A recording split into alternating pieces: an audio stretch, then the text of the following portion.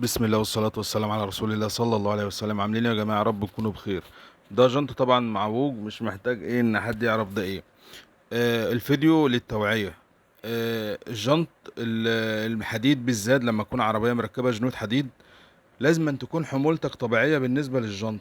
ولازما في المطبات تخلي بالك جدا، بالذات المطبات على السرعة، لأن الأكتر سببين يعوجوا الجنط الحديد من غير لا قدر الله حادثة، اللي هو الحمولة الزايدة مع المطبات على السرعة.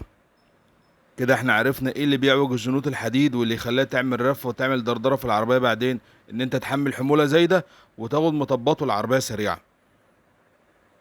هو الفيديو للتوعية عن الجنوط بالذات الحديد، لان السبور طبعا بتبقى احتمالية انها تتعوج نادرة جدا، بس ساعات بيحصل لها انها تتعوج، بس الاحتمالية بتاعتها بتبقى نادرة شوية. انما الجنط الحديد بيبقى عوجانه سهل بالنسبة لو واحد بيحمل كتير، بيحمل تقيل وسرعته دايما في المطبات سريعة، ما بيهدش مثلا في المطبات او كده. ويا رب اكون في التكو.